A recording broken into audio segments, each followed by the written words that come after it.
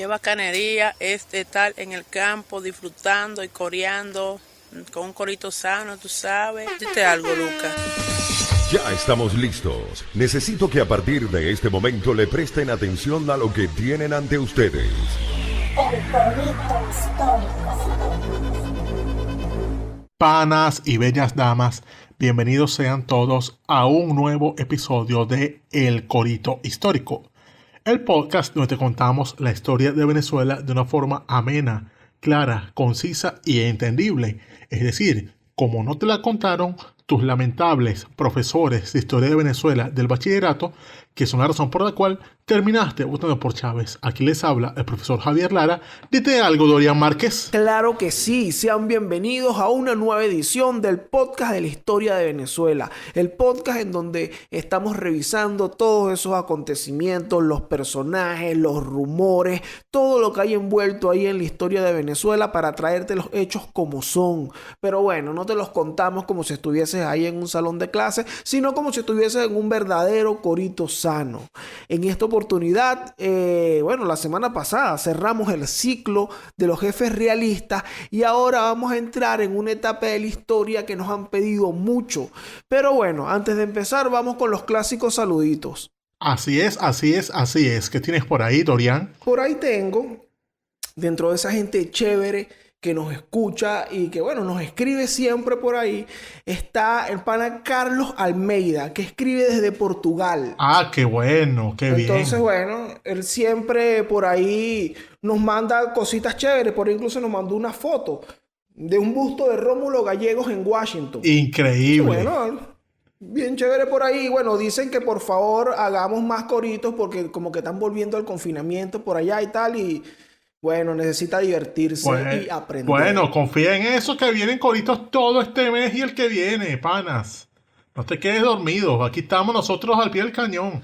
Claro que sí, haciendo la tarea siempre. El segundo saludito que tengo por ahí es el pana Steven Salas, que nos saludó por ahí por el Twitter diciendo que el corito histórico, que es de idea, que le gusta mucho y que se lo vacila, y nosotros lo agradecemos 1.000.000, hermano. Muchísimas gracias por tu apreciación y por escribirnos y estar activo ahí con nuestro contenido. Claro que sí, panas míos y bellas damas, porque recuerden que el corito histórico es el podcast que te enseña y si te descuidas también te preña, no lo olviden.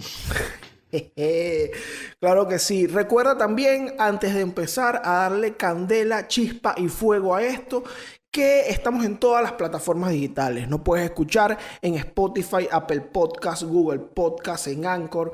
También por YouTube nos puedes vacilar en el canal de Daniel Lara Farías. Entonces, ahí te suscribes, le das like, deja tu comentario. Y en la página web, elcoritohistórico.com, que está a cargo ahí del pana Manuel Durán. Llégate ahí que también te puedes vacilar e incluso descargar todos los episodios. Así es.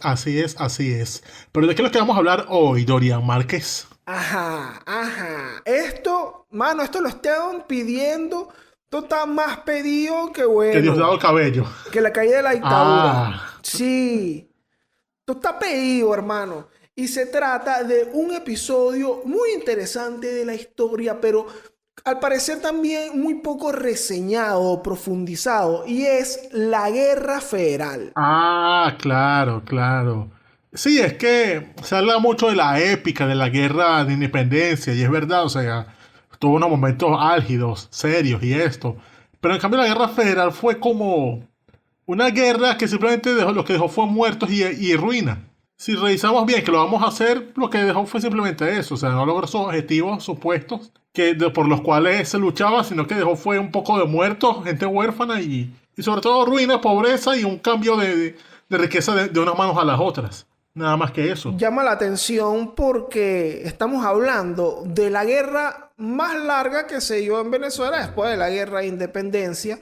Y también todo esto, toda esta cantidad de muertos que hubo. Incluso alguien por allí preguntaba si de verdad la guerra federal dejó algo, si nos sirvió para algo. Entonces, vamos a revisar aquí para ver el carácter de esta guerra civil que duró 5 años. Bueno, lo primero que uno tiene que decir de esta guerra es que se puede ver como una continuación de la guerra de independencia. ¿Por qué?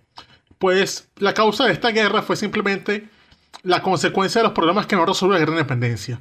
Porque la guerra de independencia, ¿qué fue lo que hizo? Pues lo que hizo fue romper el sistema de gobierno que había antes, el de la Compañía General de Venezuela. Rompió el sistema y lo reemplazó por un sistema que, si bien era un poco menos despótico y más cercano, todavía era un sistema despótico y, sobre todo, era incapaz de responder a los problemas de la mayoría de la gente. Es decir, la gente en Venezuela estaba comiéndose un cable después de la guerra. O sea, no, las haciendas estaban abandonadas porque mucha gente huyó, quedó esa vaina así un campo yermo. Quedó Venezuela como a merced de simplemente unos señores feudales llamados latifundistas que eran dueños de toda la tierra. Y también, sobre todo, no se resolvieron unas preocupaciones que tenía Simón Bolívar, por las cuales él estaba luchando.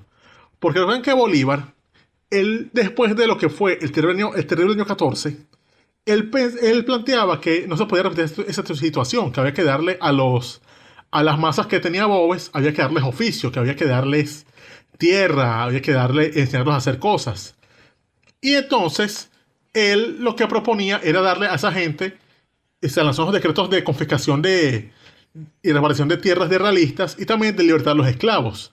Pero cuando él se fue del poder, nada de eso se cumplió. Porque si bien se le dio a los soldados vales por tierra, y a los soldados que no tenían real, lo que hicieron fue cambiar esos vales de tierras a los comandantes principales, a gente como Páez, gente como los Monagas. Se los cambiaron por cualquier bagatela que habían por ahí y nada, quedaban otra vez empobrecidos porque no sabían qué hacer con esas tierras, no sabían cómo trabajarlas ni nada.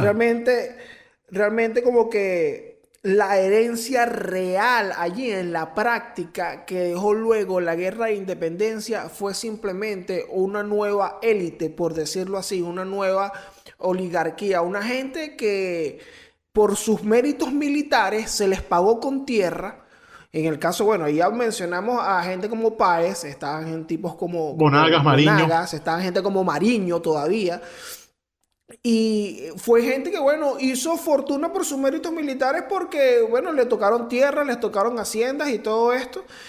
Y desde aquí, más o menos, empiezan a desprenderse como que los conflictos que empiezan a generar rencilla. Sí, e igualmente, sí, había una nación nueva, pero no había Estado. Es decir, no había instituciones, no había nada que protegiera, nada que fuese neutral, algo que impusiera su autoridad. Sí, las cosas caminaban por la inercia de las instituciones que habían dejado el régimen español. Sí, o sea, las instituciones que más había en Venezuela entonces eran simplemente los caudillos, que eran los mismos militares que habían quedado, y los bandoleros, que eran simplemente bandidos que quedaban por ahí, jodiendo en los caminos, con un poco de armas, porque, o sea, Venezuela después de la guerra quedó con un poco de armas por ahí sueltas, un montón de soldados que se metieron bandoleros porque no tenían que comer y de paso eran unos salvajes.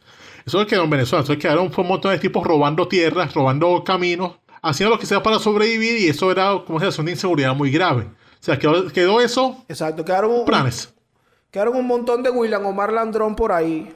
Un montón de gente que iba a seguir con su tumbado y con los ojos colorados. Y con sus gatos activados, por cierto. Oye. Así andaban. Claro.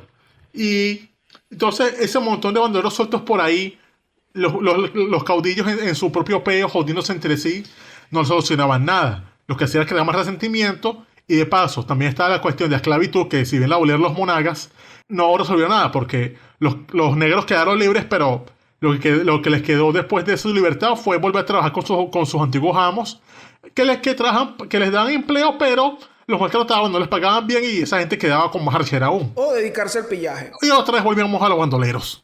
Si estás viendo, o sea, el camino era seguir siendo esclavo o meterte a robar. Exactamente. Entonces, bueno, una situación así fue la que fue madurando durante la posguerra de independencia. Fue madurando toda esta situación, y mientras todo esto ocurría, la silla presidencial la ocupaba el más arrecho. Porque bueno, por ahí pasó Páez, y bueno, en adelante ocurrieron una serie, digamos, de eventos desafortunados que acaban con tener el periodo de los monagas, que desemboca luego en un tipo llamado Julián Castro, sí, en la silla presidencial. Eso es correcto. Pero eso fue más que todo porque, si bien los monagas, o sea, esto fue una alternancia que ocurrió en el país. O sea, primero empezaron los conservadores de Páez. Ahí gobernaron Páez, Vargas y Soule ese periodo, primero como 10 años. Después se montaron los monagas, que hicieron como conexiones con los liberales, Pero si vendieron concesiones, los monegas eran muy déspotas entre sí. Empezaron a hacer cosas chimbas, a desconocer las instituciones que habían. Si ya había un problema de pocas instituciones, lo que hicieron los monegas fue agudizarla al no respetar las otras instituciones que quedaban. Y entonces los monegas hicieron tanto mal que conservadores y liberales se unieron en contra de ellos y los derrocaron. Y pusieron a cargo de un gobierno provisional a un tipo llamado Julián Castro. Pero Julián Castro no resolvió nada el problema de fondo que había, que era la fractura de la sociedad por los problemas económicos y sociales que existían. Y entonces esto hizo que los liberales fueran quedando como alienados de esta situación de gobierno, porque Castro se empezó a cuadrar con su onda original, que eran los conservadores. O sea, él empezó como a aumentar la persecución contra los liberales que habían colaborado con él para derrocar a Monagas, y de esa manera volvió a tener la atención en las calles, en los campos. Entonces esos montón de liberales se fueron al monte, una mayoría, a las guerrillas, e igualmente otros también se fueron al exilio. Y en el exilio lo que hicieron fue como ponerse a joder. Empezaron como a armar las operaciones como armarse en el exilio para joder. Empezaron ahí a planificar programas de gobierno, a hacerlo como a irse a preparar la guerra.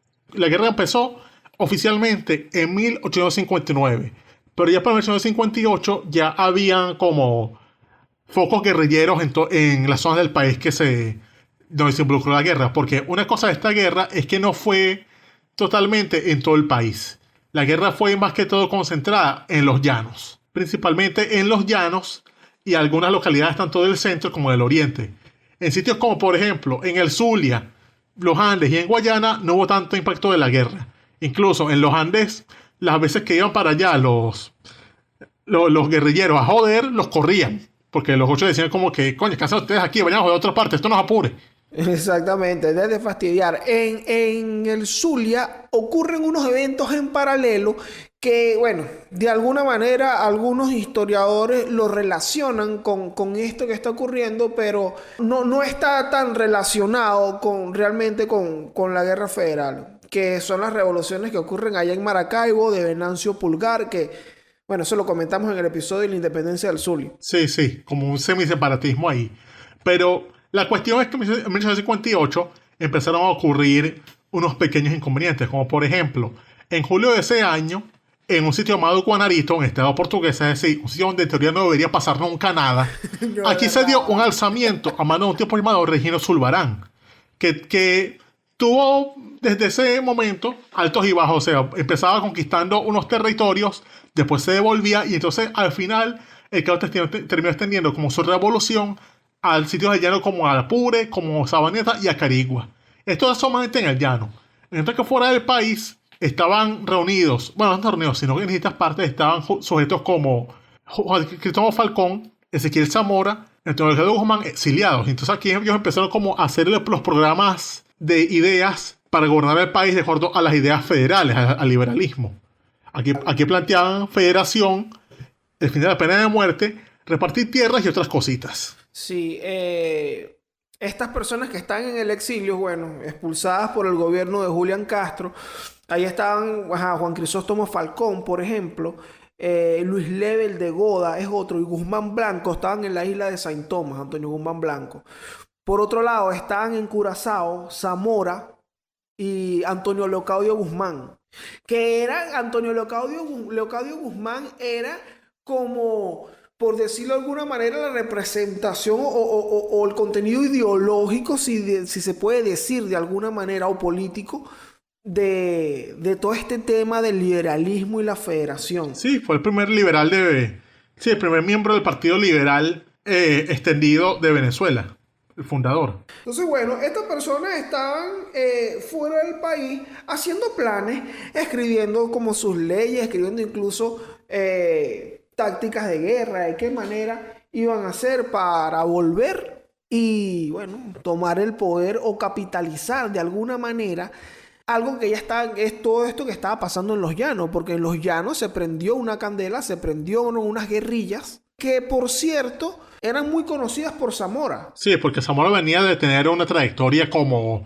digamos, bandolero, como criminal siempre estaba alzado, o sea, siempre andaba por ahí jodiendo. tenía rato jodiendo, le habían condenado a muerte, le conmutaron la pena. Y ya en este momento, como que le tocó ya, él dijo que no, este ya es mi momento. Y entonces, ya en el año 1859, ocurre un hecho en Coro. Este que en la ciudad de Coro se alzaron unos 40 personas a la mano de un tipo llamado Tirso Salaverría, que tomaron el cuartel de esa ciudad. Lo tomaron, echaron de ahí a los guardias y se apoderaron de 900 rifles que estaban resguardados. Y desde ese sitio hicieron una cosa llamada el Grito de la Federación el día 20 de febrero de 1859. Tú sabes que a mí siempre me llamó la atención. Por cierto, esto ocurrió, mira, como si fuera un día de mi cumpleaños. Yo cumpleaños el 20 de febrero de 1859. Bueno, de 1859 no, pues. Yo cumpleaños el 20 de febrero. José Vicente y tú, pues. Todos esos oyentes ahí que nos escuchan saben que ya me tienen que felicitar. Pero me llama la atención era porque esta fecha está plasmada en el escudo. Es correcto, porque en el escudo recuerden que se refleja las fechas de la independencia y la fecha de la proclamación de la federación. Y este día se proclamó, digamos, la federación. O sea, el planteamiento que ellos tenían de hacer una nación que fuera una unión de repúblicas, digamos, y no de estados.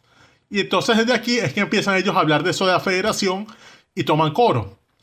Coro y sobre todo la vela de Coro. La manera en la que Tirso Salaverría toma el cuartel de Coro empieza a dejar un poco ver el carácter, digamos...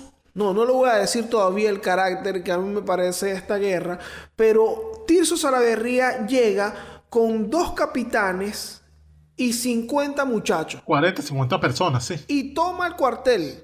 De la creo. Esto ya va, pero ¿cómo es esto? Pues como con 50 personas tú vas y tomas un pedazo de un país. Bueno, vainas de la guerra. Y como ya estaban allí en Coro, ellos mandaron a llamar a ese que es hombre que estaban Curazao, porque recuerda que del estado Falcón, de la vela de Coro, a Curazao, esos patemingos, puedes llegar que sí, media hora, o media o 2 horas, algo así, en una lancha. Y entonces, Zamora, que estaba en Curazao, que se fue a cruzar ese caminito de mar, y asumió el mando de la revolución. Y ya aquí, él empezó a movilizarse. El 11 de marzo de 1859, llega Zamora a Coro. Y entonces él aquí empezó a hacer un camino reclutando más gente desde que estaba en la vela de Coro hasta llegar a Morón. Ya en Morón ya él tiene 700 hombres. Y después se lo dieron a unos 150 más, que eran de unos tipos de un tipo llamado Juan José Mora.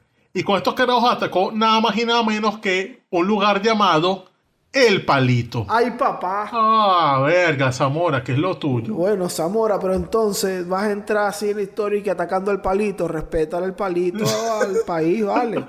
Y bueno, en esta acción capturó armas y recursos. Y para contener esto, como el gobierno ya estaba preocupado por esta situación indetenible, se les ocurrió la brillante idea de llamar a José Antonio Páez para dirigir la guerra. Exactamente. Ahí llaman a José Antonio Páez y también llaman a José Laurencio Silva. El bolivariano, claro. El bolivariano. Tú sabes que a mí me gusta llamar a la guerra federal, luego de haberla estudiado, como la segunda temporada de Venezuela, la segunda temporada de las guerras de Venezuela. Sí, pero es una temporada bien custre, pues. O sea, es como esas series que empiezan muy bien y después tú le miras, tipo Prison Break, tipo Héroes. Así mismo. Y entonces en esta segunda temporada, claro, el protagonista se murió y entonces sacaron unos nuevos personajes, pero también quedan unos viejos, como Páez, como José Laurencio Silva. Monagas. Y como Monagas. Y también, bueno, están estos nuevos que estamos hablando aquí de Julián Castro, de Falcón, de toda esta gente. Pero no dan mucho la talla. La respuesta del gobierno es nombrar a Páez, 1, como jefe de operaciones de la provincia de Carabobo. Y 2, bueno, a José Laurencio Silva, encargado de las operaciones en el llano. Sí. En Cojedes, Portuguesa, Barinas y Apure. Es correcto. Pero aquí las acciones de esta guerra fueron más que todo en el circuito. O sea, era como un juego de gato y el ratón entre el gobierno central y Zamora. O sea, iban de Yaracuy para San Carlos, de San Carlos a Barquisimeto, de Barquisimeto para Aure, de allí a Barinas. O sea, era... Lo más para allá que llegaban fuera del llano era Monagas. Porque en Oriente ahí se estaba, bueno, el hoy estado Monagas, porque ahí se estaba desplazando Juan Antonio Sotillo Sí, y bueno, y José Tadeo Monagas. sí, ellos estaban poniendo desde Oriente.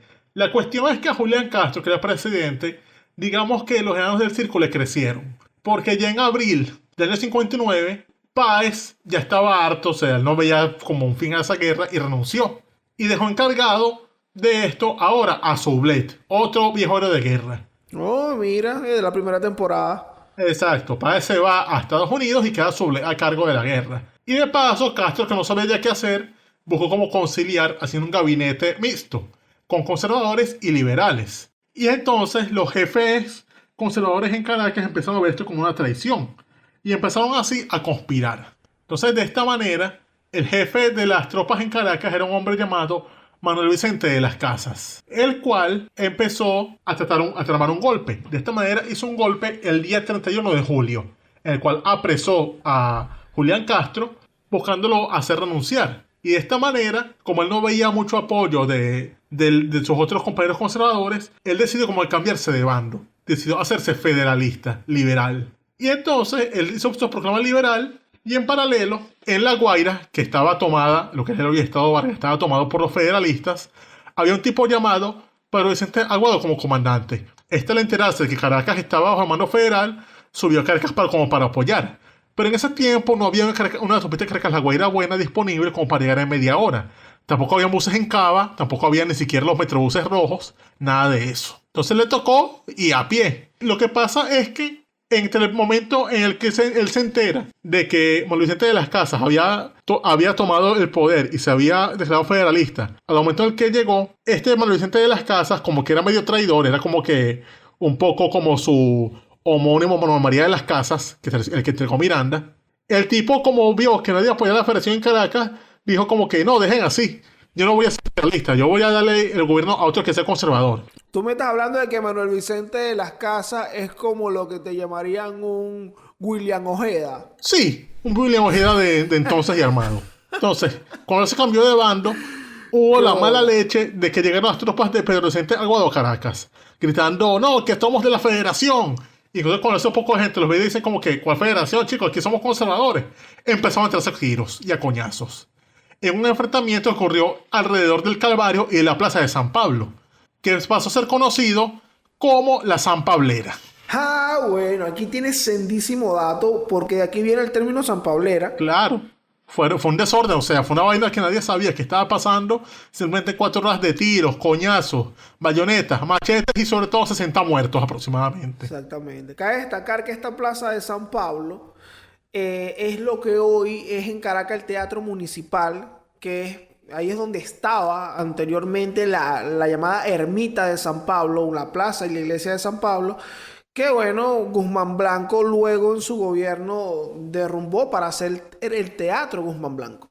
Claro. Entonces, bueno, por eso se llama la San Pablera allí. Tú sabes que este incidente, ahora sí voy a mencionar, habla del carácter piedrero, mamarracho de esta guerra. Porque estamos hablando estaba Julián Castro, nos queremos deshacer de Julián Castro. Hay una guerra, Julián Castro resuelve, ok, vamos a meter al otro bando en el gobierno, para que la vaina se quede tranquila. Y que coño, Julián Castro, las cosas no son así de simples, ¿sabes? Entonces, lo que hacen es generar molestia entre su bando, entre los conservadores que estaban en el gobierno, y resuelven darle un golpe de estado. Ahí también estuvo involucrado Nicome de Zuluaga, gobernador de Caracas. Deponen a Julián Castro y bueno, sí, viva Falcón, viva la federación, hermano. Cuando llega la gente de Falcón, se echan para atrás y dicen, no, mijo, nosotros estamos con el Partido Conservador y con Páez, fuera de aquí. Se entran a coñazos y después hacen que este carajo, Pedro Vicente Aguado, huya para La Guaira otra vez. Tal cual. Que además Pedro Vicente Aguado venía en un son celebrativo. Que coño, fino, hermano. Niñitas, ganamos. Y no. Sí, pero llega allá, se encuentra ese peo, tiene que irse corriendo para La Guaira y lo van a perseguir otra vez los mismos comandantes que lo habían reprimido. Entonces eso fue como una batalla más, que el carajo lo fueron persiguiendo por toda La Guaira. El carajo después terminó huyendo para Aragua. Sí, básicamente se resume esto la guerra, puras marrachadas que empiezan haciendo la guerra en Caracas, terminan en La Guaira, después los federales terminan otra vez huyendo para Aragua. nunca terminan de concretar nada, no hacen ninguna batalla seria, es como un montón de escaramuzas absurdas. Fíjate que en esta persecución hacia La Guaira, a Pedro Vicente Aguado, ocurre otra mamarrachada. ¿Qué puede ser? Otra gran mamarrachada, fíjate. Cuando van mira, no, vamos a tomar el litoral, hermano, porque el litoral está lleno de guerrillas de la gente de Pedro Vicente Aguado. Entonces mandan a José María Rubín, es el nombre de uno de los generales, junto con otro contingente, con otro oficial más, otro general, uno a tomar Maiquetía y el otro a pelear en La Guaira. El de Maiquetía termina de pelear a las 3 de la tarde. El tipo gana, pero el deber ser es que él gane y se dirija a La Guaira a prestarle apoyo al que está en La Guaira. Lo que el tipo hace es quedarse celebrando. Se fue que sí, no sé, pa el pez que fuma. ¿Qué sé yo? No, si está Maiquetía se fue para el cañonero, para la Ávila. Entonces se fue a vacilar, hermano, se fue a celebrar, mientras que el que estaba en La Guaira dejó de escuchar los tiros y dijo, ay, hermano, perdimos, mira, ese tipo se tuvo que ir, esa gente se tuvo que ir huyendo. Pero él ganó a las 4 de la tarde, él terminó de vencer a las 4 de la tarde. ¿Qué ocurre? Que aquí pudieron haber perseguido a Pedro Vicente Aguado y terminar de acabar con eso, pero quedaron tan escoñetados el que estaba en La Guaira y el otro estaba rumbeando que, bueno, no pudieron perseguir al enemigo y el enemigo siguió jodiendo, como tocas de decir, huyó hacia Aragua y así fue dándole. Entonces, lo que hablaba del carácter de esta guerra es que ya va, de inicio. No hay como estrategia seria, no se lo están tomando seriamente. De inicio esto está muy loco. Primero toman coro con 50 personas. Después agarran, aquí en Caracas ocurre este desastre y luego van para La Guaira y uno se va para allá para las putas, ocurrió como que fueron para un concierto. Y el tipo se fue para las putas y tal, y bueno, y no pudieron perseguir al enemigo y así continuaron. Entonces, realmente se dice que hubo mucho más batallas durante 1859 que en 1814. Que fue un año crudo en la independencia, pero realmente se trataron de escaramuzas. Coñacitas ahí entre pandilleros y ya. O sea, hubo solo 2 batallas serias y vamos a ver qué es lo que con estas batallas serias que hubo en la Guerra Federal. Sí, la primera gran batalla seria que hubo aquí fue la batalla de Santa Inés. Esto es ya cuando sí, esto es el día 10 de diciembre de 1859. Ya aquí es cuando Zamora, habiendo reunido un gran ejército en el llano, decide enfrentarse al ejército nacional de los conservadores a cargo de Pedro Ramos. Este es un combate donde este ejército, ante el avance de Zamora, pasó 2 días combatiendo. 2 días entrándose a tiros en la llave de Santa Inés y terminaron retirándose a Barinas, a la ciudad de Barinas. Y aquí, por 10 días más, fueron asediados por tropas de Zamora que los terminaron desconectando feamente. Es decir, los carajos tuvieron que rendirse y de esta manera en los llanos quedaba al mando Zamora y su combo.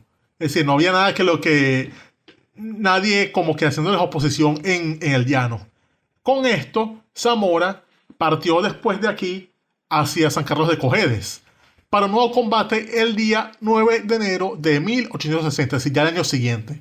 Pero este combate fue, digamos, el canto del cisne de Zamora, ya que aquí, el 9 de diciembre, él empieza a tomar San Carlos y el día 10 cae muerto Zamora por una bala que no se sabe quién disparó aún. A pesar de las muchas teorías que hay sobre eso, que eso ya se puede comentar en otro episodio más tarde, pero la única cosa cierta es que ese día Zamora murió y hasta ahí llegó. ¿Sabes qué? La batalla de Santa Inés tiene una particularidad y es el hecho de que Zamora preparó el campo de batalla. Claro, durante todas estas escaramuzas que comentamos anteriormente, Zamora venía comandando el ejército de la Federación, aunque Juan Crisóstomo Falcón era el jefe supremo del movimiento. Pero realmente Juan Crisóstomo Falcón no estuvo involucrado en tantos combates o en demasiados combates como si Zamora, que fue, bueno, tomando el territorio de alguna manera. Tomó el llano, incluso tomó Barinas, aprovechando la época de lluvias, que los ríos eran un peo pasado y tal, y tomó Barinas y declaró que ese era el estado Zamora. Ah, era el estado con sobre su nombre. Exactamente, y se chavistió la chavistada. Bueno, sí, pero los chavistas es por algo. Entonces, bueno, Zamora hace esto, pero en el tema de Santa Inés es que él prepara el terreno, porque Santa Inés es un pueblo que por un lado tiene la sabana y por el otro lado tiene un río. Entonces él agarró, bueno, ahí el campo de batalla, que hubo unas trincheras, una cuestión, mira, unos soldados por aquel lado, en el pueblo. Así arma el campo de batalla y bueno, logra ganar la guerra con una estrategia de verdad bastante buena. Y bueno, aquí tuvo su cuestión. Luego, en San Carlos, Alguien le dispara. es donde, exactamente, donde le ocurre este atentado y muere. Y antes del asesinato de Ezequiel Zamora, le toca ponerse los pantalones a Juan Crisóstomo Falcón, que es un carajo que sí, andaba por ahí con un ejército, pero andaba teniendo una ruta bastante extraña. Una ruta en donde estaba evitando los combates prácticamente. Ah, coño, andaba como flojeando, como que haciendo la guerra por inercia. Claro, básicamente, fíjate, hay un episodio de ya Falcón, bueno, tomando el mando del ejército, en donde él llega a Barquisimeto y él tiene la posibilidad de atacar o retirarse. Y el mejor que decidió fue retirarse. Claro, decide seguir adelante, decir que mira, pero vamos a aprovechar aquí. No. Falcón entonces tiene un comportamiento bastante como pasivo, digamos, en el hecho de la guerra, a diferencia de un Zamora que venía apoderándose de un montón de territorio en apenas un año, o un poco menos de un año, unos pocos meses menos. Entonces simplemente fue culipandear. Entonces, ¿qué pasa? Esto se manifiesta mucho más en lo que sería la segunda batalla seria de la Guerra Federal. Que sería ya la batalla de Coplé. Exactamente. La batalla de Coplé, que estuvo a cargo de, bueno, el mariscal de campo Juan Crisóstomo Falcón. Ah, era mariscal también. Bueno, yo no sé cómo, en qué circunstancias, igual, eso es algo que revisaremos posteriormente en otros episodios. ¿Cómo es que el mariscal Falcón, bueno, seguro luchó bien en la batalla de Semin. sin pasar. Pero bueno, entonces, claro, se da la batalla de Coplé. La batalla de Coplé fue una batalla en donde Juan Crisóstomo Falcón y el ejército de la Federación quedó lo que te llaman humillado. Sí, lo que pasa es que él, cuando quedó a cargo del ejército en San Carlos, el ejército de Zamora, él tomó esa ciudad, pero a un costo muy alto porque usó mayoría de las armas y sobre todo perdió el tiempo allí en San Carlos porque mientras él andaba distraído todo la de en San Carlos, los conservadores se rearmaron. Armaron un nuevo ejército a cargo de un tipo llamado León Febres de Cordero, que ya estaba llegando a Guárico cuando ya Falcón estaba ya a punto de retomar la marcha. Y en este caso lo que ocurrió fue que en la sabana de Coplé, en el estado de Guárico, los federales les tocó fue defenderse de Febres. Febres lo que hizo fue simplemente expulsar las oposiciones, caerlos a tiros hasta que estos tuvieron simplemente que huir y dispersarse. Y esta cosa generó, digamos, como que la guerra fuese un poco diferente, ya que aquí como que fue la última batalla importante de la guerra, ya que lo demás que ocurrió fue como que una atomización de las fuerzas federales, ya que una parte de las fuerzas se fueron a Oriente a cargo de este tipo llamado Sotillo. Otra parte y se iba a la zona de Carabobo a cargo de un tipo de apellido Aguado, Pedro Vicente Aguado. Y la tercera columna se iba a cargo de otro tipo de apellido Aranguren hacia los llanos. Mientras que Falcón se iba al exilio a buscar armas y refuerzos por más o menos un año. Exactamente. Fíjense, Coplé fue un desastre para el ejército de la Federación porque acabó convirtiéndose en unas guerrillas de nuevo, en lo que era en inicio. Una guerrilla que acabaron jodiendo en ciertos puntos del país. Coplé también fue complicado porque eso es algo que está cerca del estero de Camaguán, entiendo. Entonces por allí el terreno es bastante falso. Entonces mucha gente ahí terminó metida en agua y no quiso avanzar. Sí, no quiso avanzar por eso. La caballería de Falcón de la Federación, mientras veía como la infantería o como la gente que iba a pie o se ahogaba o eran lanceados o todo, porque bueno, además León Febres de Cordero era un carajo bastante solvente en su asunto. Entonces bueno, sí, Falcón termina un rato fuera del país, intentando como que bueno, vamos a ver ¿cómo hacemos? ¿Qué logramos aquí? Mientras tanto, a la muerte de Zamora, al asesinato de Zamora, toma como jefe Juan Crisóstomo Falcón y empieza a surgir allí un oficial, o surge o toma el control allí de bastante efectivo y y con mucho liderazgo, un oficial de nombre Rafael Urdaneta. No es el mismo Rafael de este que nosotros hablamos siempre, ¿no? No es el prócer maracucho, el prócer de Patacón, no es este, es un oficial del mismo nombre que La cuestión con este Urdaneta es que, bueno, él le venía muy bien, pero en acciones de guerra, en una de estas escaramuzas, fue asesinado. Y a falta de Urdaneta es cuando asciende un tal Antonio Guzmán Blanco. Ah, el famoso Guzmán Blanco. Claro, él ya venía por ahí. Recordemos que él estaba con el jefe del movimiento allá en Saint Thomas. Y él, bueno, estaba bien relacionado allí. Él venía, pero en la guerra, como que, bueno, habían unos carajos con mucho más experiencia y con muchas más credenciales para estar por encima. Hasta que le llegó su momento a este muchacho llamado Antonio Guzmán Blanco. Toñito. Mientras tanto, también tenemos por ahí en paralelo que por parte del gobierno, del bando conservador, Sí. está Pedro Gual en el poder. Sí, pero después le da el poder a Manuel Vicente Tobar, Manuel Felipe Tobar, Manuel disculpa. Felipe Tobar, sí, Que exactamente. estuvo un tiempo allí, pero la guerra y los escaramuzas lo llevaron a abandonar el poder, dejándole otra vez el poder a Gual. Sin embargo, ocurría que en Caracas seguían habiendo escaramuzas de los federales que intentaban tomar la ciudad. Ahí ocurría cosas como Luciano Mendoza, un comandante federal, que tomaba un retén en Mariche, e igualmente por el Tuy, muchos federalistas iban atacando para llegar a Caracas. Esto preocupaba mucho a los políticos y los oligarcas caraqueños, que de esa forma empezaron otra vez a tocar la puerta al viejo general Páez, para que dirigiera la guerra de nuevo.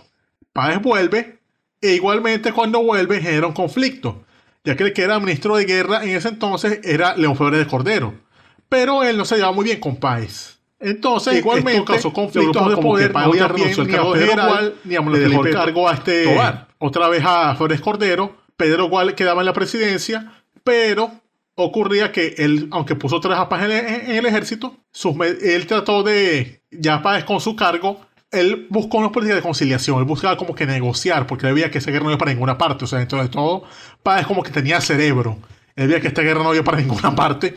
Él lo llaman como para que sea lo que llamaba Vanilla el general necesario. Es decir, decían como que este es el que va a poner orden, este es el que lo vamos a sacar, este es el que va a hacer, este es el que va a poner orden, el que va a hacer esta vaina recha. Pero no, él venía como que, bueno, panas, vamos a acabar con esto, porque esto no va para ninguna parte. Pero entonces Pedro Gual lo veía eso bien de fuera forma y por eso es que lo tumbaron. Y cuando lo tumban, se generó como un movimiento a favor de Páez, que es lo que llevó a que una comisión le diera el poder de jefe civil y militar de Venezuela. Se le dieron la dictadura a Páez. Exactamente, que es lo que digo y que mira el nivel de fama que tenía Páez todavía, que estamos hablando de un señor mayor al que estaban llamando de nuevo para volver a la guerra o de alguna manera ya un par de años antes lo habían metido en la guerra o se había metido en la guerra.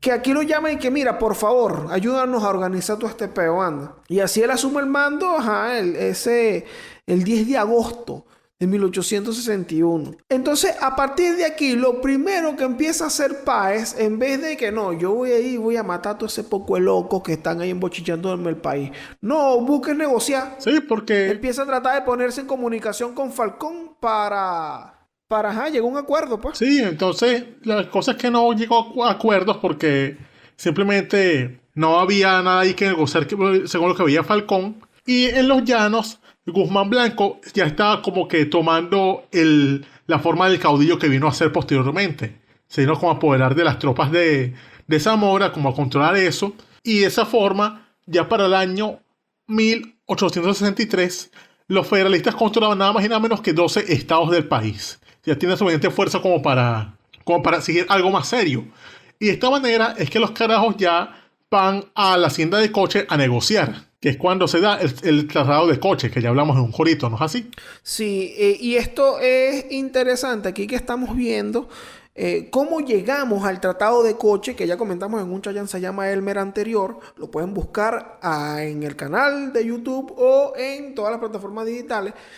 Que lo interesante de cómo llegamos a esto es que fíjate que Guzmán Blanco no aparecía tanto en el mapa hasta que muere Rafael Urdaneta. Él asciende allí, pero siguiendo un poco la línea de Páez, el tipo tiene en la cabeza y que no, aquí tenemos que negociar. Y también empieza a ser como una especie de inteligencia con el otro bando para llegar al Tratado de Coche. Incluso Guzmán Blanco es el representante de Juan Crisóstomo Falcón y del bando de la Federación en el Tratado de Coche. Correcto. Aquí él lo manda y entonces en ese tratado lo que terminan es acordando varias cosas. Lo primero es que Páez se iba a retirar del país. E igualmente se acordaba que se iba a hacer uno provisional a cargo de Juan Crisóstomo Falcón, que iba a partir de entonces a generar una constitución para el país basada en los principios federales. Y de esta forma es que iban a ser el país conocido como los Estados Unidos de Venezuela. El saldo vino a ser simplemente esta guerra, la que ellos al principio decían como que no, lo que nosotros buscamos es darle tierra a la gente sin tierra. También buscamos hacer una federación. Buscamos igualmente eliminar la pena de muerte. Al final lo único que hubo fue que sí, se eliminó la pena de muerte. Es verdad, desde Falcón eso se acabó en Venezuela, al menos de forma legal. Pero siguió los latifundios, seguía el mismo peor con la tierra.